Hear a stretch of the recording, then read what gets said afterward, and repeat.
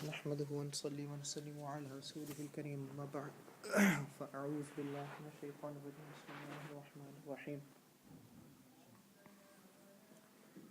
أحل لكم ليلة الصيام الرفث إلى نسائكم هن لباس لكم وأنتم لباس لهن علم الله أنكم كنتم تختانون أنفسكم فتاب عليكم وعفى عنكم فالآن باشروهن وابتغوا ما كتب الله لكم وكلوا واشربوا حتى يتبين لكم الخيط الأبيض من الخيط الأسود من الفجر ثم أتموا الصيام إلى الليل ولا تباشروهن وأنتم عاكفون في المساجد تلك حدود الله فلا تقربوها كذلك يبين الله آياته للناس لعلهم يتقون ولا تأكلوا أموالكم بينكم بالباطل وتدلوا بها إلى الحكام لتأكلوا فريقا من أموال الناس بالإثم وأنتم تعلمون بارك الله لي ولكم في القرآن العظيم ونفعني وإياكم بالآيات والذكر الحكيم أستغفر الله لي ولكم ولسائر المؤمنين واستغفروه إنه هو الغفور الرحيم سبحانك لا علم لنا إلا ما علمتنا إنك أنت العليم الحكيم رب اشرح لي صدري ويسر لي أمري واحلل عقدة من لساني يفقهوا قولي رب يسر ولا تعسر وتمم بالخير وبك نستعين يا فتاح يا فتاح يا فتاح صدق الله العظيم وصدق رسوله النبي الكريم الأمين الحمدللہ اللہ سبحانہ و تعالیٰ کا شکر ہے کہ اللہ نے مجھے اور آپ کو ایک دفعہ پھر سے منگل کے دن مغرب کی نماز کے بعد یہاں پر بیٹھنے کی توفیق نصیب فرمائی۔ آپ سب حضرات جانتے ہیں کہ ہمارے یہاں پر جمع ہونے کا اور بیٹھنے کا مقصد صرف اور صرف ایک ہے کہ ہم قرآن مجید سے متعلق اپنی معلومات میں اضافہ کر سکیں۔ یہ جو معلومات ہمارے علم میں آ رہی ہیں جس میں ہم اضافہ کر رہے ہیں، اس کے بعد ہم سب کی یہ ذمہ داری ہے کہ اس کو اپنے اعمال میں بھی لے کر آ سکے، اپنے جو روزمرہ کی زندگی ہے، روزمرہ کے معمولات ہیں، روزمرہ کے کام کاج ہیں، ان میں بھی ہم لے کر آ سکیں۔ خدا نخواستہ اگر ایسی صورتحال ہے کہ ہم اپنی معلومات میں تو اضافہ کر رہے ہیں، ہر ہفتے درس کے لیے شریک تو ہو جاتے ہیں، لیکن اس کے بعد ہم اپنے معمولات کے اندر، اپنی روزمرہ کی زندگی کے اندر اس چیز کو جو ہم سیکھ رہے ہیں نہیں لے کر آ رہے، سمیت میرے اور سمیت آپ کے، تو اللہ کے ہاں ہماری زیادہ پکڑ ہے۔ ایک چیز کے بارے میں معلوم نہ ہو، غلطی ہو جائے تو اللہ معاف کر دیتے ہیں۔ رمضان کا روزہ رکھا ہو، غلطی سے کچھ کھا لیا پی لیا، اللہ نے معاف کر دیا، لیکن جان کے کچھ کھا پی لیا تو ساری عمر بھی اس روزے کی قضا کرتے رہے، اس روزے کے برابر آپ کو ثواب نہیں ملے گا۔ جان کے کچھ کھا لیا تو غلطی سے کھا لیا تو اللہ معاف کر دیں گے، لیکن جان کر رمضان کے اندر روزہ توڑ دیا کسی بھی وجہ سے، کھا کے پی کے یا بیوی کے پاس جا کے جان کر کسی وجہ سے بھی روزہ توڑ دیا تو پھر ساری عمر اس روزے کی قضا، اس کی قضا ہے، لکھی ہوئی ہے اس کی قضا کہ اس کے قضا کرنے کا کیا طریقہ ہے، لیکن ثواب کے لحاظ سے ساری عمر اس روزے کی قضا کرتے رہیں، اس کے ثواب تک آپ لوگ یا میں نہیں پہنچ سکیں گے۔ یہی حساب ہے اس چیز کا کہ معلومات کے باوجود اگر ہم گناہ کر رہے ہیں، جانتے پوچھتے ہم گناہ کر رہے ہیں، اس کے بعد شاید ہم جتنی بھی توبہ کر لیں اللہ ہمارے گناہ کو اس طرح سے معاف نہیں کرے گا۔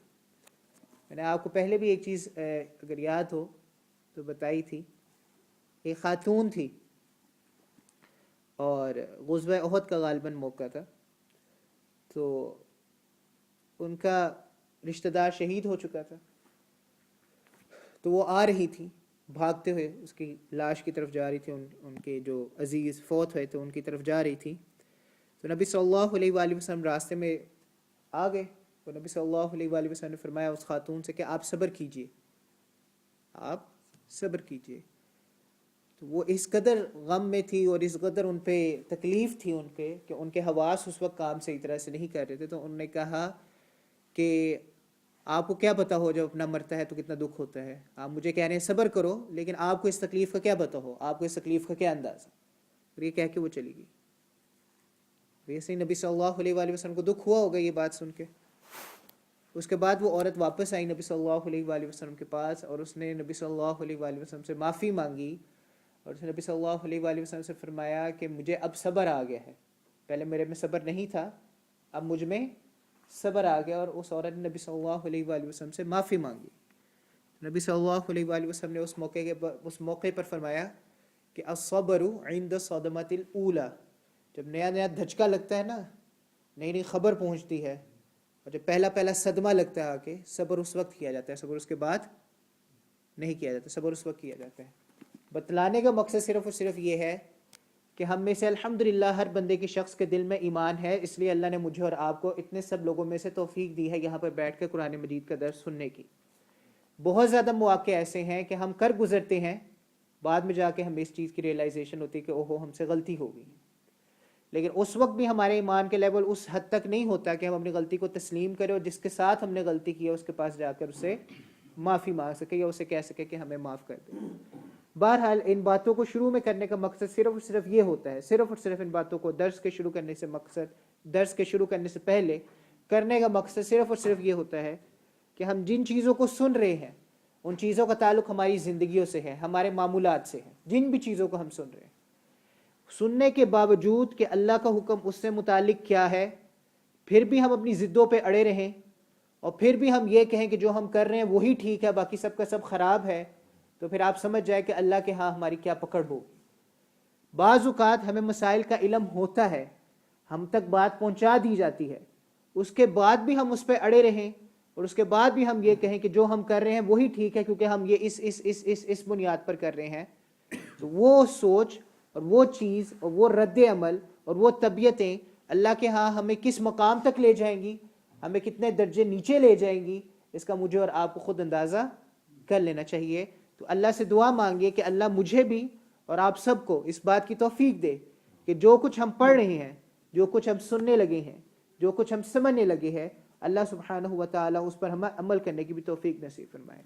سب سے انسان کی بدترین طبیعت اس وقت ہو جاتی ہے جب وہ اپنی ہر غلطی کو اسلامکلی جسٹیفائی کرتا ہے، وہ اپنی ہر غلطی کو کہتا ہے کہ میری یہ غلطی کرنے کا حق ہے کیونکہ اللہ نے مجھے اس کی اجازت دی ہے، حالانکہ اللہ نے اس کو کبھی اس چیز کی اجازت نہیں کی ہے۔ نبی صلی اللہ علیہ وآلہ وسلم نے فرمایا کہ من کذب متعمدا فلیتبوأ مقعدہ من النار، جو شخص مجھ پر جان بوجھ کر جھوٹ بولے اس کو چاہیے کہ اپنا ٹھکانہ جہنم میں بنا لے۔ ہمیں بالکل ڈر نہیں آتا یہ بات کہنے سے کہ مولوی صاحب جو ہیں وہ اپنی مرضی سے چیزوں کو حلال حرام کر دیتے ہیں، ہمیں بالکل ڈر نہیں آتا یہ بات کہنے سے۔ ہمیں بالکل ڈر نہیں آتا یہ بات کہنے سے کہ مولوی صاحب نے مسجد کے اندر گروپ بنائے ہوئے ہیں اور اپنے گروپ کی وہ سائڈ لیتے ہیں اور ہمارے لیے وہ مسئلے سخت کر دیتے ہیں، ہمیں بالکل اس چیز سے ڈر نہیں آتا۔ نبی صلی اللہ علیہ وآلہ وسلم نے فرمایا کہ جس نے میرے اوپر ٹیک لگائی اور میرے اوپر ٹیک لگا کے اس نے جھوٹ بول دیا تو اس کے جھوٹ بولنے کی وجہ سے اب اس کا ٹھکانہ جہنم میں پکا ہو گیا، ریزرو ہو گیا۔ کہنے والے کون ہیں؟ نبی، میں نے تو نہیں کہا، نبی صلی اللہ علیہ وآلہ وسلم نے فرمایا۔ اب آپ یہ بتا دیجئے کہ جن علماء کو ہم مصلوں پہ جگہ دیتے ہیں، جن ائمہ کو ہم اپنے آگے کھڑا کر کے نماز پڑھواتے ہیں، وہ ائمہ نبی کے کیا ہے؟ وہ ائمہ نبی کے کیا ہے؟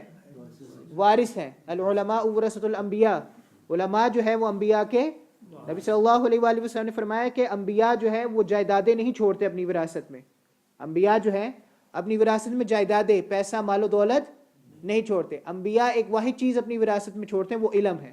جو اس علم کو لے لیتا ہے وہ نبی کا وارث بن جاتا ہے۔ تو جن علماء کو ہم اپنے آگے کرتے ہیں، جن کے پیچھے ہم نمازیں پڑھتے ہیں، وہ انبیاء کے ورثہ ہے۔ نبی اپنے بارے میں یہ بات کہہ رہے ہیں کہ جو مجھ پر ٹیک لگا کے جھوٹ بولتا ہے تو وہ اپنا ٹھکانہ جہنم میں کر لے۔ تو نبی کے وارث کے بارے میں آپ کا کیا خیال ہے؟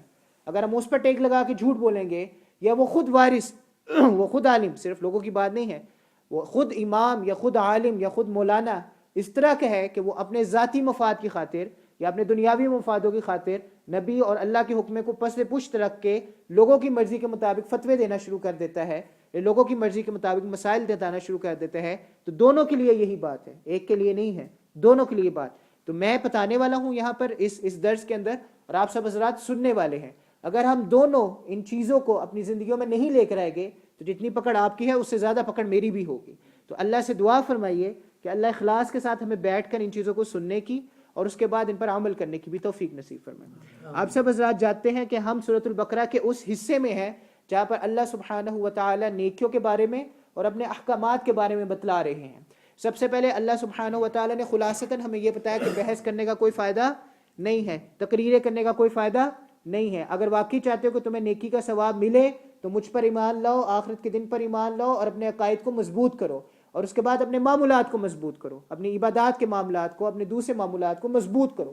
اس کے بعد ایک ایک کر کے اللہ حکم بتا رہے ہیں۔ سب سے پہلے اللہ نے حکم بتایا قصاص کا، اس کے بعد اللہ نے حکم بتلایا وصیت کا، اس کے بعد اللہ نے حکم بتایا رمضان کا، اس کے بعد مزید رمضان کے بارے میں جو ایک نسخ و منسوخ ہوئی تھی بات وہ بتلائی. آج ایک اور بات جو پہلے روزوں میں تھی اب روزوں میں نہیں ہے اس کے بارے میں آپ کو بتلائیں گے. پہلے بھی ایک بات پہلے والے رمضان میں تھی کہ اگر آپ کے پاس طاقت بھی ہے پھر بھی آپ روزہ رکھ سکتے ہیں، فدیہ دے دے لوگوں کو لیکن آپ روزہ رکھ سکتے. بعد میں جا کے یہ منسوخ ہو گئی، اللہ نے اس کو بتا دیا کہ بعد میں یہ منسوخ ہوگی. اب ایک اور بات جو پہلے رمضان میں تھی اب نہیں پائی جاتی ہے، اللہ سبحانہ و تعالیٰ ان آیات میں ہمیں وہ بتلائیں گے. اور اس کے بعد اعتکاف کے مسائل بتلائیں گے کہ اعتکاف کرنا ہے تو کس طرح سے کرنا ہے. پہلے ترجمہ دیکھ لیجئے، اس کے بعد مسائل کو سمجھنے کی کوشش کرتے ہیں انشاءاللہ. آیت نمبر ہے 100 سورۃ البقرہ کی آیت نمبر ہے 157. ہاں جی 157 آیت ہے. وحل لکم لیلۃ الصیام الرفث الی نسائکم، تمہارے لیے حلال کر دیا ہے کہ تم اب رمضان مبارک کی راتوں میں اپنی بیویوں کے پاس جا سکتے ہو. حلال ہے تم لوگوں کے لیے کہ رمضان کی راتوں میں اپنی بیویوں کے پاس تم لوگ جا سکتے ہو. ہن لباس لکم وانتم لباس لہم، وہ تمہارا لباس ہے تم ان کا لباس ہو. علم اللہ انکم کنتم تختانون انفسکم، اللہ جانتے ہیں ان چیزوں کو جو تم سے خیانت ہو گئی ہے. جو کچھ بھی تم سے خیانت کے طور پر ہو گیا اللہ ان سب کو جانتے ہیں. میں بتاتا ہوں کہ اس کے بعد مطلب کیا ہے مزید اس کا. فتاب علیکم، اللہ نے تم پر معاف کیا ہے، اللہ نے تم کو اس کے بعد معاف کر دیا ہے. اللہ جانتا ہے جو تم سے خیانتیں ہوئی ہے لیکن اس کے باوجود اللہ تمہیں معاف کرتا ہے. وعفا عنکم، اور تم پر درگزر کرتے ہیں. فالآن باشروہن، اب تم اپنی بیوی کے پاس مباشرت کر سکتے ہو، اپنی بیوی کے پاس جا سکتے ہو. وابتغوا ما كتب اللہ لکم، اور تم نفع اٹھا سکتے ہو اس چیز میں سے جو اللہ نے تمہارے لیے مقرر کر دیا ہے، اس چیز کے اندر رہتے ہوئے تم نفع اٹھا سکتے ہو. وَكُلُوا، کھاؤ، وَاشْرَبُوا، پیو، حَتَّى يَتَبَيَّنَ لَكُمُ الْخَيْطُ الْأَبْيَضُ مِنَ الْخَيْطِ الْأَسْوَدِ مِنَ الْفَجْرِ، کھاؤ پیو یہاں تک کہ تمہارے لیے واضح ہو جائے کہ کب کالا دھاگا وائٹ دھاگا، حَتَّى يَتَبَيَّنَ لَكُمُ الْخَيْطُ الْأَبْيَضُ، کب سفید دھاگا، من الخیط الاسود من الفجر، کالے دھاگے سے جدا ہو رہا ہے. کھاؤ پیو تب تک جب تک تمہیں نظر آ جائے، واضح ہو جائے کہ کب سفید دھاگا کالے دھاگے سے جدا ہو رہا ہے. ثم اتموا الصیام الی اللیل، اس کے بعد تم روزوں کو پورا کرو رات تک. ولا تباشروہن وانتم عاکفون فی المساجد، جب مسجدوں میں تم اعتکاف کرو، مسجدوں کے اندر تم اعتکاف کر رہے ہو، تباشروہن، تب تم اپنی بیویوں کے پاس بالکل نہیں جا سکتے. تلک حدود اللہ، یہ اللہ کی حدود ہے، اللہ کے قاعدے ہیں. فلا تقربوها، سیریس لو، ان کو فور گرانٹیڈ نہیں لینا. تلک حدود اللہ، یہ اللہ کے قاعدے ہیں. فلا تقربوها، ان کے قریب بھی نہ جاؤ، یہ نہیں کہا کہ ان کو توڑو مت، ان کے قریب بھی نہ جاؤ. کذالک یبین اللہ آیاتہ للناس، ایسے ہی اللہ سبحانہ و تعالی اپنی آیات کو کھول کھول کر بیان کرتے ہیں لوگوں کے لیے تاکہ وہ لعلہم یتقون، تاکہ وہ پرہیزگار ہو جائے، متقی ہو جائے. یاد رکھیے گا میں نے شاید اس کے بارے میں تھوڑی سی بات کی تھی. رمضان مبارک کے جو پہلے روزے تھے اس میں 3 طرح کی تبدیلیاں تھیں، 2 ہم نے پڑھ لی ہیں، یہ تیسری تبدیلی کی بات ہے. ابن عازب رضی اللہ تعالیٰ عنہ کی روایت آتی ہے مسلم میں، وہ فرماتے ہیں کہ پہلے جب رمضان مبارک کے روزے فرض کیے گئے تھے تو سحری اور افطاری کا ٹائم جو تھا وہ اس طرح سے تھا کہ افطاری کا جو ٹائم ہے غروب آفتاب، اس کے بعد سے لے کے جب تک آپ سوئے نہیں ہیں تب تک سحری ہے. جس وقت آپ سو گئے اس کے بعد کوئی سحری نہیں. غروب آفتاب سے لے کر سورج کے غروب ہو جانے سے لے کر افطاری کے ٹائم سے لے کر جب تک آپ سوئے نہیں ہیں تب تک تو سحری ہے، تب تک تو جو مرضی کرو، کھاؤ پیو، بیویوں کے پاس جاؤ، جو مرضی کرو. ایک دفعہ سو گئے، آنکھ لگ گئی، اس کے بعد اٹھ کے کچھ کھا پی نہیں سکتے ہیں. تو ایک واقعہ وہ نقل کرتے ہیں کہ ایک واقعہ ہے حضرت قیس بن سرمہ رضی اللہ تعالیٰ عنہ کا. وہ بیچارے مزدور تھے، سارا دن مزدوری کرتے تھے. اور آپ کو پتہ ہے کہ جو عربین پیننسلا ہے، جو عرب کا علاقہ ہے، وہ کتنا گرم ہے. تو بیچارے سارا دن مزدوری کر کے گھر آئے تو بیوی نے افطاری کا کوئی انتظام نہیں کیا ہوا تھا، بیوی مصروف ہوگی گھر کے کاموں میں. تو ان کی بیگم نے ان سے کہا کہ آپ تھوڑی دیر بیٹھیں، میں آپ کے لیے افطاری کا سامان لے آؤں. تو سارا دن اتنا کام کیا تھا، اتنی تھکاوٹ غالب تھی کہ وہ آرام کرنے کے لیے بیٹھے لیکن وہ سو گئے. تو بیوی نے جب تک افطاری کا سامان بنایا تب تک وہ سو گئے. اور پھر اس کے بعد جب وہ اٹھے تو اوبویسلی ان کے لیے اب سحری کرنے کی کوئی گنجائش نہیں تھی. تو انہوں نے اگلے دن بھی ایسے ہی روزہ رکھا اور پھر وہ کام پہ چلے گئے. جب وہ کام کر رہے تھے تو کام کرتے کرتے وہ بے ہوش ہو گئے. ایک یہ واقعہ ہے. دوسرے واقعات کچھ ایسے ہیں کہ جو صحابہ تھے، اوبویسلی انسان کی ضرورت ہوتی ہے، اس پہ اعتراض کرنے والی کوئی بات نہیں ہے. انسان کی ضروریات میں سے ایک ضرورت ہے کہ جو صحابہ تھے وہ سو بھی جاتے تھے، جب سیری سوری کر کے کھا پی کے سو بھی جاتے تھے، اس کے بعد اوبویسلی وہ اپنی بیگمات کے ساتھ ہوتے تھے، تو کبھی کبھار ان سے یہ خیانت ہو جاتی تھی. سحری ان کے لیے ہو گئی، جب وہ سو گئے تو ان کے لیے سحری ہو گئی.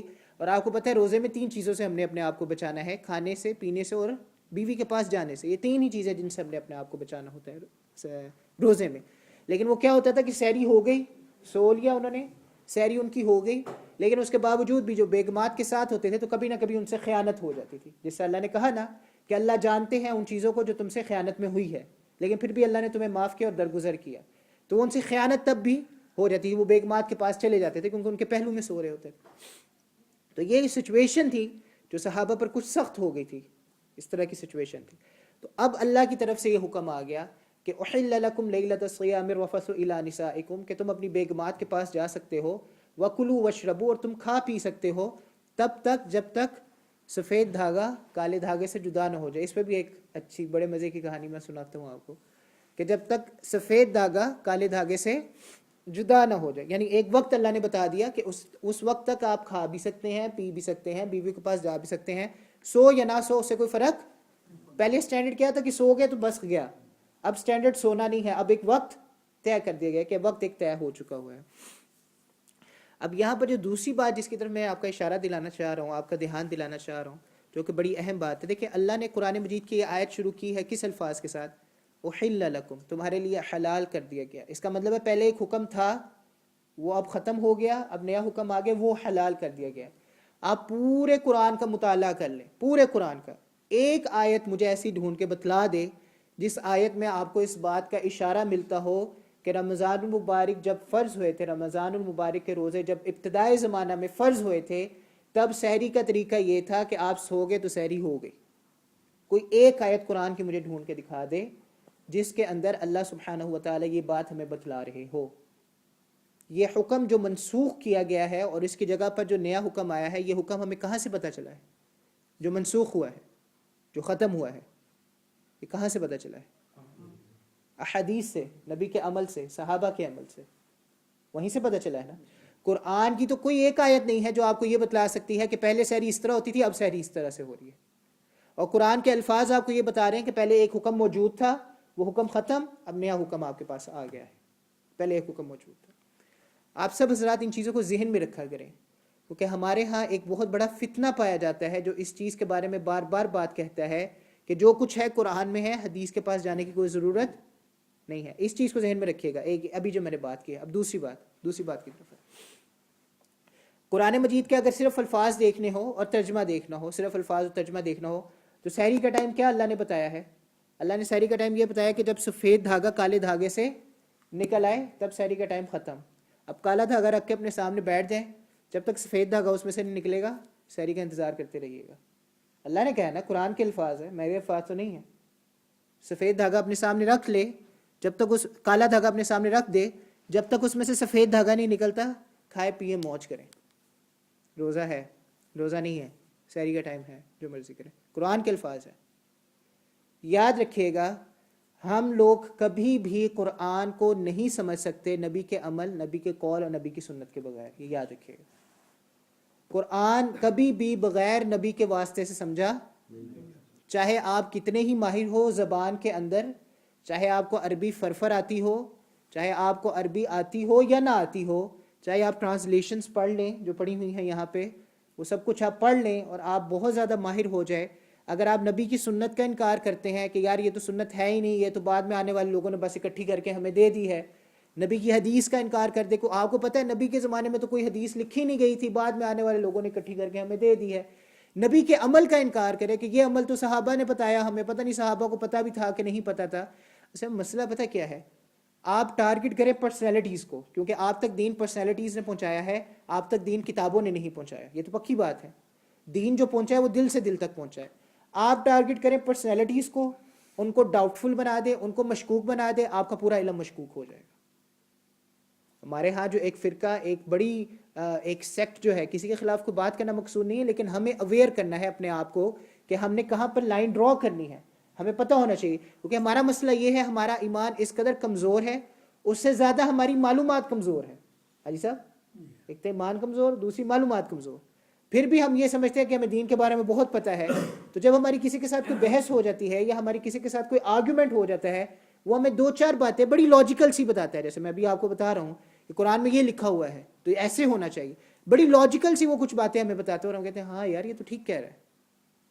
یاد رکھیے گا, جنہوں نے نبی کی حدیث, نبی کی سنت, نبی کے عمل کو مشکوک بنانا تھا, انہوں نے صحابہ کی پرسنالٹیز کو پہلے مشکوک بنایا ہے.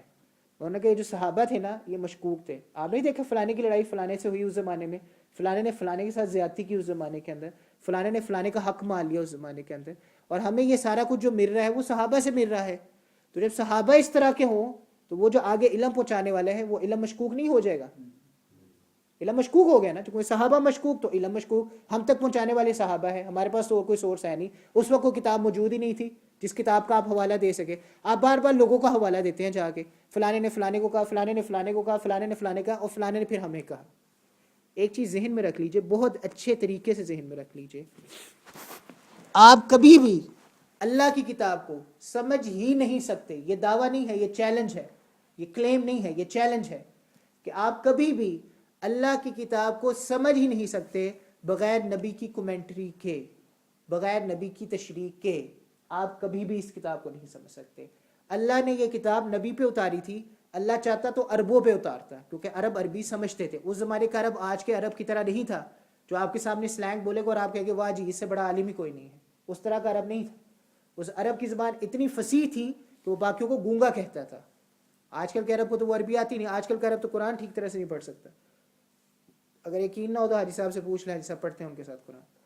آج کل کا عرب قرآن بھی ٹھیک طرح سے نہیں پڑھ سکتا جب تک وہ ٹریننگ نہ کرے, جب تک وہ اپنا پوری مشق نہ کرے. تو یہ آج کا عرب نہیں تھا, یہ 1400 سال پہلے کا عرب تھا جس کو زبان میں اتنی فصاحت و بلاغت حاصل تھی کہ وہ اپنے سے علاوہ دوسرے لوگوں کو کیا کہتا تھا. تو اللہ چاہتے تو قرآن عربوں پہ اتارتے, اللہ نے نبی پہ کیوں اتارا؟ قرآن عربی میں ہے, ان پہ اتارتے, وہ پڑھتے اور عمل کرتے. لیکن اللہ جانتے تھے کہ یہ جو میں نے آیتیں لکھی ہیں نا, اس کا جو معنی ہے ہر بندے نے اپنے لحاظ سے لینا ہے, ہر بندے کو اپنے فائدے نظر آنے ہیں, ہر بندے نے اپنے فائدے کے لحاظ سے اس کا معنی لینا ہے. اللہ نے نبی پہ اتارا, نبی نے عمل کر کے لوگوں کو سمجھایا کہ اس قرآن میں کیا لکھا ہوا ہے. میرے اور آپ کے نزدیک اس قرآن پر عمل کرنا لازم ہے جو نبی کے عمل سے ثابت ہے. اس قرآن پہ نہیں جو میں نے اور آپ نے ٹرانسلیشنز پڑھ کے پڑھ لیا اور ہمیں سمجھ میں آ گیا. نہیں, وہ قرآن نہیں. اس قرآن پر عمل کرنا ہے جو نبی کے عمل سے ثابت ہے. نبی کے عمل کو 1,24,000 صحابہ نے دیکھا, ایک یا دو بندوں نے نہیں دیکھا. 1,24,000 صحابہ نے دیکھا ہے. انہوں نے پھر وہ آگے نقل کیا ہے, ایک کے بعد دوسرا, دوسرے کے بعد تیسرا, تیسرے کے بعد چوتھی نسل. یہ نقل ہوتے ہوتے ہوتے تک ہم تک یہ عمل پہنچا ہے. آج اس عمل کو دیکھ کر ہمیں قرآن پر عمل کرنا ہے, ادروائز ہم عمل. آپ کو اس چیز کا کیسے پتہ چلے گا کہ پہلے سحری کا ٹائم وہ تھا اور اب سحری کا ٹائم یہ ہے؟ آپ کو اس چیز کا کیسے پتہ چلے گا کہ کالا دھاگا سفید کب ہوگا؟ ان چیزوں کو آپ کو آج صرف ایک آیت آپ نے پڑھی ہے, اور اس ایک آیت کو سمجھنے کے لیے آپ کو 2 نبی کی احادیث درکار ہیں. کم سے کم ایک آیت کو سمجھنے کے لیے 2 احادیث. جتنی آیتوں کو سمجھنا ہے اس سے ڈبل احادیث آپ کو درکار ہے اس کو سمجھنے کے لیے. تو آپ کیا کریں گے؟ آپ یہ کہہ کے انکار کر دیں کہ حدیث کا کہ صحابہ نے ہم تک پہنچائی تھی, صحابہ خود ڈاؤٹ فل ہے, تو اب ہم حدیث کو نہیں مان سکتے. یاد رکھیے گا, جس دن آپ نے اپنی زندگی سے نبی صلی اللہ علیہ وآلہ وسلم کے کنیکشن کو کٹ آف کیا یہ کہہ کر کہ صحابہ مشکوک تھے, اس دن آپ کی زندگی میں دین نہیں رہے گا. بہت سارے فرقے ایسے ہیں جو قرآن کے نام پر اٹھے کہ ہم اہل القرآن ہیں, ہم قرآن میں دیکھیں گے اور قرآن کو سمجھیں گے, اس کے علاوہ ہم نے کسی چیز کو نہیں سمجھنا, لیکن وہ صرف اور صرف گمراہی کا باعث بنا ہے. تو اس چیز کو ذہن میں رکھیے گا اور اس چیز کو بہت اچھی طرح سے اپنے آپ کو سمجھا لیجئے اور اپنے آپ کو بتلا دیجئے. دنیا کا کوئی بھی شخص آپ کے پاس آ جاتا ہے, کوئی بھی مفکر اسکالر آپ کے پاس آ جاتا ہے اور آپ کو آ کے کہتا ہے یار قرآن میں سب کچھ لکھا ہے, پڑھ لو. آپ مجھے بتائیں قرآن میں یہ لکھا ہے کہ نماز پڑھو؟ لکھا ہے؟ لکھا ہے, لکھا ہے نماز پڑھو. اللہ نے حکم دیا ہے قرآن مجید کہ نماز پڑھو, یہ حکم ہے. کیسے پڑھنی ہے یہ لکھا ہے؟ کہاں سے پتہ کرتے ہیں پھر؟ کتنی پڑھنی ہے یہ لکھا ہے؟ کہاں سے پتہ کرتے ہیں؟ اللہ نے کہا حج کرو, قرآن میں اللہ نے کہا حج کرو, کیسے کرنا ہے یہ پتہ ہے؟ اللہ نے کہا زکوٰۃ دو, کس نے کہا 2.5% دینی ہے اپنے پورے مال میں سے؟ آپ کوئی بھی حکم قرآن کا اٹھا کے دیکھ لیں, اس کی تشریح آپ کو نبی کے عمل سے ہی ملے گی. آپ نبی کا کنیکشن کبھی بھی یہاں سے نہیں ہٹا سکتے. وہ حضرات جو اس کنیکشن کو ہٹانے کے پیچھے پڑ چکے ہوئے ہیں یہ کہہ کے کہ صحابہ ایسے تھے, ابو بکر نے جان کر قبضہ کیا تھا خلافت پر, حق علی کا تھا, اور پھر یہ ہو گیا اور پھر وہ ہو گیا, پھر عائشہ نکلی تھی بات, کیونکہ نبی کے قریب جو تھے اور علی سے جن کی تھوڑی بہت اختلاف تھا ان سب کو اب ستیہ ناس ان سب لوگوں کا کر دو. دین کے فاؤنڈرز وہ لوگ تھے, دین پہنچا. خواتین میں سب سے زیادہ نقل کرنے والے, بلکہ ابو ہریرہ رضی اللہ تعالیٰ عنہ کے بعد سب سے زیادہ نقل کرنے والی حدیث کون ہے؟ عائشہ رضی اللہ تعالیٰ سب سے زیادہ. اب جب آپ ابو بکر کی زندگی کو یا ابو بکر کی پرسنالٹی کو داغدار کرو گے, پھر ان کی بیٹی کی پرسنالٹی کو داغدار کر دو گے, اور اس کے بعد کہو گے کہ دین تو ہم تک ان لوگوں کے ذریعے سے پہنچا ہے, جب یہ خود قابل اعتماد نہیں تھے, تو ہم ان کی بتائی ہوئی تعلیمات پر کیسے عمل کر سکتے ہیں یا ان پر کیسے بھروسہ کر سکتے ہیں؟ وہ کیا تھے, ان کی سیرتیں کیا تھیں, یہ آج کی بحث نہیں ہے. لیکن بہرحال اس چیز کو اچھی طرح سے سمجھ لیجئے کہ نبی کی سنت کو نکال کر آپ قرآن مجید پر عمل نہیں کر سکتے. یہ جو دھاگوں والی بات ہے یہ بڑے مزے کی بات ہے. ایک صحابی تھے, انہوں نے ان کے سامنے یہ آیت آئی نا, تو انہوں نے کہا اچھا اب روزہ تو تب تک ہے جب تک کالا دھاگا ہو اور کالے دھاگے میں سے سفید دھاگا نظر آنا شروع نہ ہو جائے. تو وہ دھاگے رکھ کے بیٹھ گئے اپنے سامنے, ایسے دھاگے رکھ کے, انہوں نے کھانا شروع بھی کر دیا. اب وہ کالا دھاگا سفید ہو ہی نہیں رہا, بڑا ٹائم ہو گیا, روزہ ختم نہیں ہو رہا, کھائی جا رہے ہیں, روزہ نہیں ختم ہو رہا, یار کیا مسئلہ ہے, کالا دھاگا سفید نہیں ہو رہا. تو نبی صلی اللہ علیہ وآلہ وسلم سے جا کے پوچھا کہ اس کی کیا تشریح ہے. تو نبی صلی اللہ علیہ وآلہ وسلم نے پھر ان کو بتلایا کہ سفید دھاگے کا کالے دھاگے سے نکلنے کا مقصد صبح صادق ہے. جب سفید روشنی نکلتی ہے کالے آسمان سے, اسے کہتے ہیں صبح صادق, اور یہ ہے صبح صادق. تو آپ کا روزہ ہے اور سحری ہے اس وقت تک جب تک صبح صادق نہ ہو جائے. تو یہ سحری کا ٹائم اللہ نے مقرر کر دیا ہے. یاد رکھیے گا کچھ لوگ بہت زیادہ بحث کرتے ہیں اس معاملے. پاکستان میں یہ زیادہ معاملہ ہے, یہاں پہ اتنا نہیں ہے. پاکستان میں معاملہ بہت زیادہ ہے کہ جب تک اذان نہ ختم ہو جائے تب تک کھاتے پیتے رہو. یہ بڑا سینسیٹیو مسئلہ ہے. اللہ نے کہا یہ میری حدود ہے, ان کے قریب بھی نہیں جانا. سحری کا ٹائم کب تک ہے؟ صبح صادق تک ہے. اس کے بعد اگر آپ کھاتے ہیں, جانتے پوچھتے کھاتے ہیں, تو آپ کا روزہ نہیں ہے, روزہ ٹوٹ جاتا ہے. پاکستان میں یہ تاثر ہے کہ وہ ایک تو بزر بجتا ہے, بزر بجنے کے بعد اذان شروع ہوتی ہے. آپ بنگلہ دیش میں یہی ہے, بزر بجتا ہے, اس کے بعد اذان ہوتی ہے. جب تک جو امام صاحب ہیں یا جو مؤذن صاحب ہیں, جب تک وہ آخری وہ الفاظ جو ہے اذان کے کہہ نہیں دیتے, تب تک لوگ سمجھتے ہیں کہ کھاتے رہنا چاہیے. دلیل ان کی یہ ہے کہ نبی صلی اللہ علیہ وآلہ وسلم کے زمانے میں صحابہ بھی آخری وقت تک کھاتے رہتے تھے جب تک صبح طلوع نہیں ہو جاتی تھی. ذہن میں رکھیے گا کہ اللہ نے یتبینہ کا لفظ لا کے ہمیں اس بات کی طرف بتلا دیا ہے کہ جب تک آپ کو یقین نہ ہو جائے کہ صبح صادق ہوگی تب تک آپ کھاتے رہے. اس میں دونوں طرح کی مزاج غلط ہے. ایک مزاج ہے وہمی مزاج کہ ہوگی صبح صادق, ہو گئی, آدھا گھنٹہ ایک گھنٹہ پہلے ہی صبح صادق کرا دی اور کھانا پینا بند کر دیا. یہ مزاج بھی غلط ہے. ایک مزاج یہ ہے کہ ہو جائے گی صبح صادق, دیکھیں گے جب اذان ختم ہوگی تب ہوگی صبح صادق, اور بندہ کھاتا پیتا رہے. یہ مزاج بھی غلط ہے. جو صحابہ کی آدھی بچتی, جو کیونکہ ہمارا جو مسئلہ ہے نا ہم سب کا, وہ مسئلہ یہ ہے ہمیں ویسے تو حدیث یاد نہیں رہتی, ہمیں وہ حدیثیں یاد رہتی جو ہماری طبیعتوں کو میچ کرتی ہو. عشاء پر عشاء مقدم ہے, رات کا کھانا اگر آپ کے سامنے آ جائے تو عشاء کی نماز دیر سے پڑھ سکتے ہیں. امام صاحب یہ ایک حدیث بتا دے صحیح, پھر کوئی عشاء کی نماز میں نہیں آئے گا, کیونکہ ہر وقت عشاء کی نماز سے پہلے ہی کھانا آ جائے گا. اگر یہ حدیث پتہ چل جائے نا ہمیں کہ عشاء پر مقدم ہے, عشاء کہتے ہیں رات کے کھانے کو, رات کا کھانا اگر آ جائے تو آپ پہلے وہ کھا لیں, اس کے بعد عشاء کی نماز پڑھیں. یہ نبی صلی اللہ علیہ وآلہ وسلم کی حدیث, اور یہ حدیث ہمیں اتنی اچھی طرح سے یاد ہو جائے گی کہ ہم ہر وقت اس چیز کا عذر کر کے عشاء کی نماز میں کبھی بھی داخل. پھر نبی صلی اللہ علیہ وآلہ وسلم کو میٹھا بہت زیادہ پسند تھا, یہ سب کو حدیث یاد ہوگی. میں حلوے کا لفظ نہیں کہہ رہا کیونکہ پھر آپ سب مجھے کہیں گے, وہ حلوہ عربی میں لفظ جو یوز کیا گیا وہ حلوہ کیا گیا ہے, لیکن یاد رکھیے گا حلوہ ہر اس چیز کو کہتے ہیں جو میٹھی ہو. حلوے سے مراد وہ پرٹیکولر چیز نہیں ہے جو ہم کھاتے ہیں, حلوہ ہر اس چیز کو کہتے ہیں. تو جو اپنے مقصد کی حدیث ہوگی یا جو اپنے مقصد کا ٹیکسٹ ہوگا وہ ہمیں یاد رہتا ہے. تو اپنے مقصد کا ٹیکسٹ یہ ہے کہ صحابہ جو تھے وہ کھاتے پیتے رہتے تھے صبح صادق تک, جب تک دن ذرا نظر آنا شروع نہ ہو جائے. جبکہ جو پوری اور مکمل حدیث ہے وہ یہ ہے کہ نبی صلی اللہ علیہ وآلہ وسلم نے صحابہ کو بتلایا کہ تم حضرت بلال رضی اللہ تعالیٰ عنہ کی اذان کے بعد کھانا پینا نہ روکا کرو, کیونکہ وہ رات کو ہی اذان دینا شروع کر دیتے ہیں. اگر تم نے کھانا پینا روکنا ہے تو تب روکو جب تم عبداللہ ابن مکتوم رضی اللہ تعالیٰ عنہ کی اذان کی آواز سن لو, کیونکہ عبداللہ بن ابی مکتوم رضی اللہ تعالیٰ عنہ اذان کب دیتے تھے؟ صبح صادق کے وقت. تو نبی صلی اللہ علیہ وآلہ وسلم نے ان کو اجازت دی تھی کہ بلال کی اذان کے بعد کھاتے پیتے رہو, کیونکہ بلال رضی اللہ تعالیٰ عنہ لیٹ کو رات کو اذان دے دیتے تھے. جو صبح صادق کی اذان تھی اس کی ذمہ داری کس پر تھی؟ عبداللہ ابن مکتوم رضی اللہ تعالیٰ عنہ پر. تو یہ پوری حدیث ہے. یہ نہیں تھا کہ وہ اذان کے بعد بھی کھاتے رہتے تھے اور جب تک ان کا دل چاہتا تھا وہ کھاتے رہتے تھے, یہ بات نہیں ہے, بلکہ بات ان کو یہ سمجھائی گئی تھی کہ بلال رضی اللہ تعالیٰ عنہ کی اذان کے بعد تم سحری نہ روکا کرو, کھاتے پیتے رہا کرو, کیونکہ وہ رات کی اذان ہے. لیکن عبداللہ بن ابن مکتوم رضی اللہ تعالیٰ عنہ کی جو اذان ہے اسے پہلے کھانا پینا چھوڑ دیا کرو, کیونکہ وہ صبح صادق کی اذان ہے. تو یہ اصل مسئلہ ہے. یاد رکھیے گا کہ ہمارے ملکوں کے اندر اور یہاں پر بھی صبح صادق کے وقت اذان دی جاتی ہے. تو جب مؤذن صاحب نے کہا اللہ اکبر, اس کے بعد آپ ایک لقمہ یا پانی کا ایک قطرہ بھی نہیں پی سکتے. اور یہ ان سچویشنز میں ہے جہاں پر آپ خود آبزرو کر سکتے ہیں. آسمان بالکل صاف ہے, آپ کو فوراً پتہ چل جاتا ہے صبح صادق ہو رہی ہے.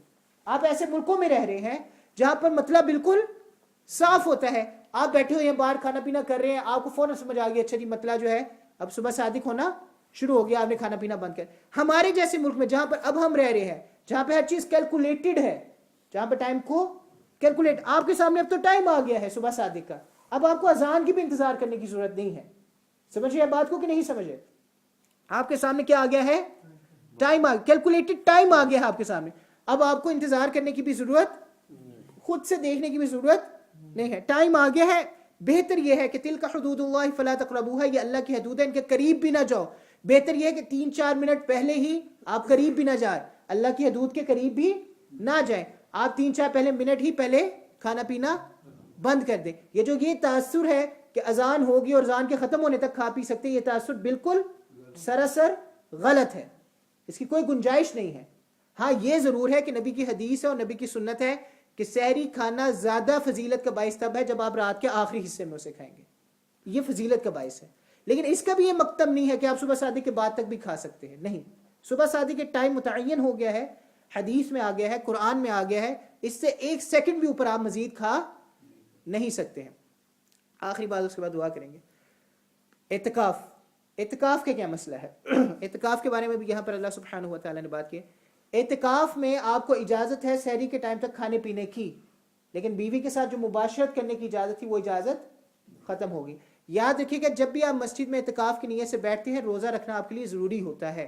اگر آپ معذور ہیں, بیمار ہیں اور آپ روزے رکھ نہیں رہے اور اعتکاف کی نیت سے مسجد میں آگے رمضان میں, تو وہ اعتکاف مقبول, وہ اعتکاف اللہ کے ہاں قبول نہیں ہے. دوسری شرط یہ کہ آپ اعتکاف مسجد میں کریں گے. دیکھیں مسجد وہ جگہ ہے جہاں پر جمعہ اور 5 وقت کی نماز باقاعدہ ہو رہی ہو. جب آپ لوگ سفر کرتے ہیں اور راستوں میں مسجدیں آتی ہیں, خاص طور پہ پاکستان میں آپ نے دیکھا ہوگا یا اپنے ممالک میں آپ نے دیکھا ہوگا, جب آپ سفر کرتے ہیں اور راستوں میں مسجدیں آتی ہیں, وہ مسجد کی تعریف میں داخل نہیں ہے. یا آپ دکان میں اگر ایک جگہ مختص کر لیتے ہیں اور وہاں پہ نمازیں پڑھنا شروع کر دیتے ہیں, وہ مسجد کی تعریف میں داخل. آپ یہ نہیں کہہ سکتے کہ میں دکان میں اعتکاف کر لوں گا یا میں ایسی مسجدوں میں اعتکاف کروں گا. مسجد جو اعتکاف کرنے کے قابل ہے یا صلاحیت رکھتی ہے, وہ صرف وہی مسجد ہے جہاں پر 5 وقت کی باقاعدہ نماز اور جماعت کے ساتھ 5 وقت کی باقاعدہ نماز اور جمعہ کا اور عیدین کا اہتمام کیا جاتا ہو, وہ باقاعدہ مسجد ہے. اب آخری بات, اعتکاف کیوں کیا جاتا ہے؟ جلدی اعتکاف کرنے کا مقصد کیا ہے؟ آخری 10 دن جو آپ سے اعتکاف کروایا جاتا ہے اور اس کی بہت زیادہ ترغیب دی جاتی ہے کہ اعتکاف کرو کرو کرو. اور ہمارے ہاں بڑی کمزوری ہے, یاد رکھیے گا ہماری مسجد میں بہت کمزوری ہے اعتکاف, بہت ہی زیادہ کمزوری ہے. اللہ غریق رحمت کرے جو ہماری مسجد میں 2 سال سے اعتکاف میں بیٹھ رہے تھے, پچھلے سال حج پہ جب گئے تھے, اس سال حج پہ گئے تھے تو ان کا انتقال ہو گیا. سب ان کے لیے دعائیں مغفرت بھی فرما دیجئے کہ اللہ ان کے آخرت میں درجات بلند کرے, اللہ ان کے لیے آسانی کا معاملہ کرے. بڑے خوش قسمت ہے کہ اللہ کے راستے میں اللہ نے ان کو موت نصیب فرمائی ہے. بزرگ تھے, بیمار تھے, لیکن اس کے باوجود پچھلے 2 سال سے ان کی عادت تھی وہ اس جگہ مسجد میں اعتکاف میں بیٹھے تھے. اب اللہ نے ان کو اپنے پاس بلا لیا ہے. کسی کے چلے جانے سے زندگی کا معمولات یا اس کا جو روزمرہ کی روٹین ہے وہ تبدیل نہیں ہوتی. لیکن میری پہلی فکر اب یہی تھی کہ لوگوں کا ذہن اس طرح سے تیار کر لیا جائے کہ لوگ اعتکاف پر بیٹھنے کے لیے تیار ہو جائے. 10 دن سے کوئی فرق نہیں پڑتا, نہ آپ کے کاروبار بند ہو جائیں گے, نہ آپ کی زندگیاں میں کوئی تعطل پیدا ہو جائے گا. بلکہ اگر آپ سارا دن بھی اعتکاف پہ نہیں بیٹھ سکتے, اگر آپ کہتے ہیں کہ ہم مولانا سارا دن یا ساری رات اعتکاف پہ نہیں بیٹھ سکتے, تو یہ نیت کر لیں کہ جب ہم کام سے واپس آئیں گے تب سے لے کے اگلے دن کام تک ہم مسجد میں اعتکاف کریں گے. یہ بھی بہت بڑی فضیلت کا باعث ہے. اگر آپ 10 دن اس طرح سے اعتکاف نہیں کر سکتے تو آپ یہ ارادہ ہے کہ یہ نیت کر لیں کہ ہم کام سے واپس مسجد آئیں گے اور مسجد سے کام پر جائیں گے, مطلب مسجد آپ کا گھر بن جائے. تو تو اس طرح اعتکاف کی نیت بھی کی جا سکتی ہے. جتنا زیادہ ماحول ہوگا مسجد میں اعتکاف کے لیے لوگ بیٹھیں گے الحمدللہ آخری 10 دن اتنے زیادہ خیر و برکت والے گزریں گے. زیادہ ماحول بنے گا, زیادہ دین سے متعلق ہم بات چیت کریں گے, زیادہ مل جل کر بیٹھیں گے, زیادہ اللہ کو یاد کرنے کی کوشش کریں گے, اپنے آپ کو ڈرائیں گے, اللہ سے معافیاں مانگیں گے. اور وہ ماحول ایسا ہوتا ہے رمضان کی راتوں میں, آپ کو پتہ ہے ماحول ایسا ہوتا ہے کہ اللہ کے قریب انسان ہو جاتا ہے. بہرحال اعتکاف سے متعلق بات ہو رہی تھی کہ اعتکاف کیوں کیا جاتا ہے. ایک بچہ یونیورسٹی جاتا ہے پڑھنے کے لیے, اسے پتہ ہوتا ہے کہ میں یونیورسٹی کیوں جا رہا ہوں, اسے پتہ ہوتا ہے کہ میں راتوں کو جا کر اسائنمنٹس کیوں بنا رہا ہوں, اسے پتہ ہوتا ہے کہ میں نے ٹیچرس کے دل میں اور اس کے دماغ میں اپنی جگہ کیوں بنانی ہے, اسے پتہ ہے کہ مجھے اچھے نمبر ملیں گے, اچھی ڈگری ملے گی, اچھی جاب ملے گی, اچھی جاب کے بعد مجھے اچھا رشتہ بھی مل جائے گا. تو یہ ساری چیزیں اس کے ذہن میں ہوتی ہے جس کی بنیاد پہ وہ محنت کر رہا ہوتا ہے. اب اعتکاف جب کیا جاتا ہے, گھر کو چھوڑا جاتا ہے, بستروں کو چھوڑا جاتا ہے, مسجد میں آ کے رہا جاتا ہے, اس کے پیچھے کیا وجہ ہے, اس کے پیچھے کیا وجوہات ہے, بلکہ ایک صرف وجہ نہیں ہے, اس کے پیچھے وجوہات کیا ہے کہ آپ نے سب کچھ چھوڑا ہے, مسجد میں آ کے رہ رہے ہیں, اللہ کی عبادت کریں, تو پتہ بھی تو ہونا چاہیے کہ کیوں کر رہے ہیں, اس کے پیچھے وجہ ہے. دیکھیں 5 چیزیں ایسی ہیں جو اللہ آپ سے چھڑوانا چاہتے ہیں اعتکاف میں. 5 چیزیں. نمبر 1 کھانا. اللہ آپ سے چھڑوانا چاہتا ہے آپ کا کھانا اعتکاف کے اندر, کہ آپ کھانا پینا, کھانا صرف ابھی کھانے کی بات. میں لاہور سے ہوں, ایون دو کہ میں اوریجنلی کشمیر سے, لیکن میری پیدائش و پڑھائی لاہور کی ہے, میں لاہور میں رہا ہوں. یقین مانیں لاہوریوں کے لیے جو واحد تفریح ہے وہ کھانا ہے. 4 لوگ اکٹھے ہو جائے, آؤ کھانا کھانے چلتے ہیں, کھانا کھانے کے بعد پھر کھانا کھانے چلتے ہیں, کھانا کھانے کے بعد پھر کچھ پینے چلتے ہیں, پھر کھانے کے بعد پان کھانے چلتے ہیں. تو آپ سمجھ لیں کہ کھانے کے اوپر کھانا یہ تفریح ہے, کھائی جاؤ کھائی جاؤ کھائی جاؤ, یہی تفریح ہے لاہور کے اندر. باقی شہروں کا مجھے نہیں پتا اتنا زیادہ, لیکن باہر لاہور کے اندر یہی ایک تفریح ہے کہ کھانا کھا لو کھانا کھا لو کھانا کھا لو, یہی ایک تفریح ہے اور کچھ نہیں تفریح. جہاں 4 لوگ اکٹھے ہوں گے کھانا کھانے چلتے ہیں یا کھانا منگا لیتے ہیں, یہی ایک تفریح ہے. پینا, اس سے اللہ آپ کو روکنا چاہتے ہیں. آپ لوگ خود دیکھ لیں کہ جب افطاری کا ہم ارینجمنٹ کرتے ہیں, الحمدللہ اللہ ہمیں توفیق دیتا ہے اور ارینجمنٹ ہوتا ہے, کتنے ڈرنکس ہوتے ہیں ہمارے پاس. پانی سے تو گزارا ہمارا ہوتا ہی نہیں ہے, پانی تو ہمیں اچھا لگتا ہی نہیں ہے. اس کے بعد جب ہمارے پاس سافٹ ڈرنکس بھی آ جاتے ہیں یا دوسرے ڈرنکس بھی آ جاتے ہیں تو وہ کتنے قسم کے ہوتے ہیں. ایک قسم کا ہوتا ہے ہمارا گزارا نہیں ہے. آئرن برو بھی ہونی چاہیے, پیپسی بھی ہونی چاہیے, اسپرائٹ بھی ہونی چاہیے, دوسرے جوسز بھی ہونے چاہیے, تب ہمارا صرف گزارا. اگر گھر میں کوئی مہمان آ جاتا ہے بیچارہ اور بیوی اس کے سامنے ایک جوس رکھ دیتی تو ہم بیوی کو تانے دیتے ہیں, تجھے پتہ نہیں مہمان کی عزت کیسے کی جاتی. پانی پلانا بیچارے کو. ابھی مجھے کل کو کہہ رہا تھا کہ میں فلانی جگہ انٹرویو لینے گیا تھا, کل آپ کو پتہ ہے تھوڑی گرمی زیادہ تھی, تو کہتے ہیں میں فلانی جگہ انٹرویو لینے گیا تھا, تو اس بندے کا میں نے انٹرویو لیا, جس کا میں نے انٹرویو لیا اس نے صرف مجھے پانی پوچھا. میں نے کہا تجھے کیا پوچھتا ہو رہا, اس نے صرف مجھے پانی پوچھا, پانی کا گلاس پوچھا. تو یہ ہمارا مزاج ہے کہ ہمارے گھر میں کوئی مہمان آ جائے یا ہم کسی کی طرف چلے جائے تو ہم یہ توقع کرتے ہیں کہ ایک قسم کا پانی ہمیں نہ دیا جائے بلکہ 5 6 7 8 قسم کے پانی ہمیں دیا جائے. تیسری بات, اللہ چاہتا ہے کہ آپ خواتین کی باتیں زیادہ نہ کریں. جن لوگوں کی شادیاں ہو گئی ہوئی ہیں وہ بیچارے اپنی بیویوں کو روتے رہتے ہیں, جن کی شادیاں نہیں ہوئی وہ اپنی بیویوں کے بارے میں سوچتے رہتے ہیں. تو اعتکاف میں اللہ چاہتا ہے کہ آپ اپنی بیگمات کے بارے میں باتیں نہ کریں. چوتھی بات یہ ہے کہ اللہ چاہتا ہے کہ آپ دوسری بھی لہو و لعب کی باتیں نہ کریں. دوسری جو لہو و لعب کی باتیں ہیں, جب بھی ہم لوگ بیٹھتے ہیں آپ کو تھوڑا مشاہدہ کرنا چاہیے, تھوڑا آبزرو کرنا چاہیے, اپنی خود اکاؤنٹیبلٹی کرنی چاہیے کہ جب بھی 4 لوگ مل کے بیٹھتے تو بات چیت کس قسم کی ہو رہی ہوتی ہے, چاہے وہ مسجد میں ہی کیوں نہ بیٹھے ہو. بات چیت کس قسم کی ہو رہی ہے. یا تو ہم 4 لوگ مل کے بیٹھتے ہیں کہ یار ہم نے یہ صورتیں یاد کی ہیں, چلو ایک دوسرے کو سناتے ہیں. یا ہم نے 4 لوگ مل کے بیٹھتے ہیں یہ کہہ کے کہ یار آج ہم نے دین سے متعلق یہ بات سیکھی ہے, چلو ایک دوسرے کو سکھاتے ہیں. اگر تو یہ معاملہ ہے کہ ہم 4 5 لوگ مل کے بیٹھ رہے ہیں اور ہمارے یہ بات چیت ہو رہی ہے, تب تو الحمدللہ بہت اچھی بات. لیکن اگر 4 لوگ مل کے بیٹھتے ہیں اور دوسرے کی برائی ہو رہی ہے یا غلط قسم کی گفتگویں ہو رہی ہیں یا ایک دوسرے کی جڑیں کاٹی جا رہی ہیں یا ایک دوسرے سے متعلق غلط قسم کی رائے ڈیولپ کی جا رہی ہیں لوگوں کے دلوں کے اندر, تو اس طرح کے بیٹھنے کا, اس طرح کی گیدرنگز کا کوئی فائدہ نہیں ہے. اور اس سے بھی بڑا عذاب یہ ہے کہ ہم مسجد میں بیٹھ کر اس طرح کی گفتگو کریں, مسجد کے اندر بیٹھ کر ہم اس طرح کی گفتگو کریں. تو یہ چوتھی چیز. 5ویں چیز یہ ہے کہ اللہ چاہتا ہے آپ سوئے زیادہ نہیں, آپ زیادہ سوئے مت. یہ 5 چیزیں ہیں جو اللہ اعتکاف میں آپ سے پوری کروانا چاہ رہے ہیں. اور یہ 5 راستے ایسے ہیں جن سے شیطان آپ کے دل میں داخل ہوتا ہے. اعتکاف کے اوپر اللہ نے کنڈیشن لگا دی روزہ رکھنے کی, تو 5 چیزیں تو اعتکاف روک رہی تھی, ایک مزید اس پر چیز کے آگے, تو آپ نے سارے دروازے شیطان کے لیے بند کر دیا اور آپ اللہ کے گھر میں آ کے رہنا شروع کر دیتے ہیں. وہ 10 دن جب آپ شیطان کے دروازے بند کر کے اللہ کے گھر میں رہ رہے ہیں اور اللہ کی عبادت و پرستش کر رہے ہیں, 10 دن کے بعد آپ کی ایسی زبردست اللہ ٹیوننگ کر دے گا انشاءاللہ کہ اگلے سال تک آپ کا دین پر رہنا آسان ہو جائے گا. قربانی ہے 10 دن کی, لیکن اس 10 دن کی قربانی کا فائدہ یہ ہے کہ اگلے سال تک انشاءاللہ اللہ کا ڈر, اللہ کا خوف, اللہ کا خیال آپ کے دل میں پیدا ہو. تو یہ اعتکاف کا مقصد ہے, اصل بات ہے اعتکاف کرانے کا مقصد کیا ہے. بہرحال بات چیت و گفتگو یہی تھی آج کے درس کے اندر, جو سمجھنے والی بات تھی. وہ یہی تھی کہ اللہ فرما رہے ہیں تلک حدود اللہ فلا تقربوها، یہ میری حدود ہیں، ان کے قریب بھی نہ جاؤ۔ اللہ نے یہ نہیں کہا کہ یہ میری حدود ہیں ان کو توڑو مت، اللہ نے یہ کہا ہے کہ یہ میری حدود ہے، ان کے قریب مت جاؤ۔ جب آپ کے دین نے آپ کی زندگی کے معلومات سے متعلق ہر ایک پہلو پر ہر ایک چیز آپ کو فراہم کر دی ہے، آپ کے پاس ساری ڈیٹیلز موجود ہے کہ مجھے کیا کرنا ہے اور مجھے کیا نہیں کرنا۔ یہ تو ہم نے رمضان کے کانٹیکس میں بات کی، یہ اعتکاف کے کانٹیکس میں بات کی، لیکن اگر اس کو جنرلائز کر لیا جائے کہ اللہ نے حدود طے کر دی ہے اور اللہ کہتے ہیں اس کو توڑنا نہیں، اس کے قریب بھی نہیں جانا ہے، توڑنا تو دور کی بات، اس کے قریب بھی نہیں جانا ہے، تو ہم سب کو ذہن میں یہ بنا لینا چاہیے، اپنے ذہن میں ایک تصور بنا لینا چاہیے کہ ایک تو سب سے پہلی بات اور سب سے بڑی بات یہ ہے کہ اللہ کی حدود سے متعلق ہماری آگاہی ہونی چاہیے کہ اللہ کی حدود ہے کیا، کہ ہم اپنی زندگیوں میں زندگی تو گزارتے چلے جا رہے ہیں لیکن ہمیں اللہ کی حدود سے متعلق کچھ بھی نہیں پتہ۔ تو سب سے پہلا سٹیپ کیا ہے؟ دیکھیں سب سے پہلی وحی کیا آئی تھی؟ اقرا، کہ اپنے آپ کو معلومات میں، اپنی معلومات میں اضافہ کرو، جو دین کی تمہاری معلومات ہے اس سے متعلق اپنی معلومات میں اضافہ کرو، پڑھو لکھو اور اپنی معلومات میں اضافہ کرو۔ یہ پہلی چیز ہے کہ دین کی حدود کیا ہے۔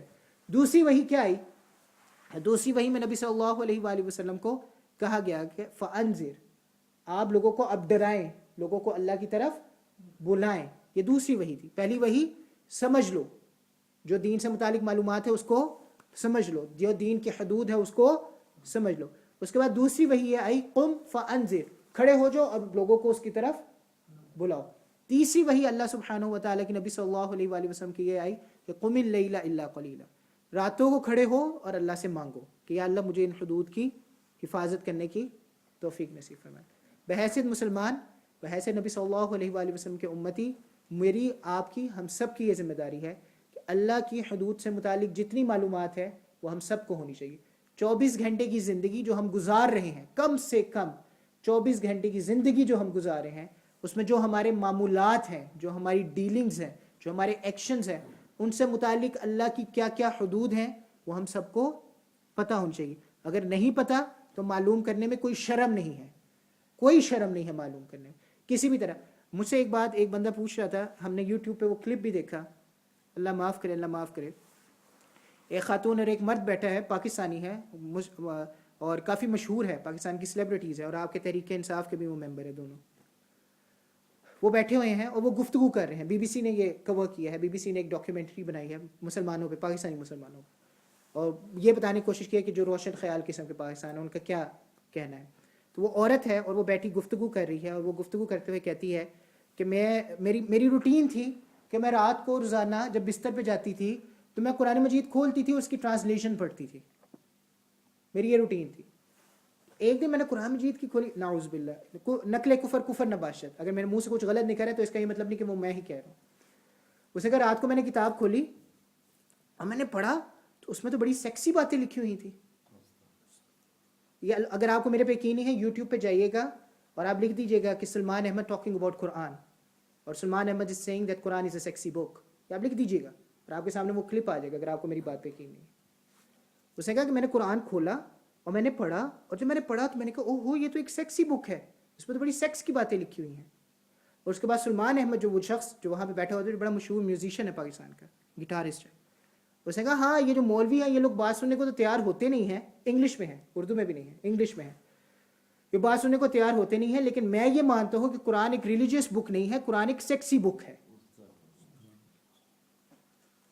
یہ بات انہوں نے کہی ہے، آن دا ریکارڈ ہے، یہ بات اس نے کہی ہے کہ قرآن ایک ریلیجیس بک نہیں ہے، یہ ایک سیکسی بک ہے۔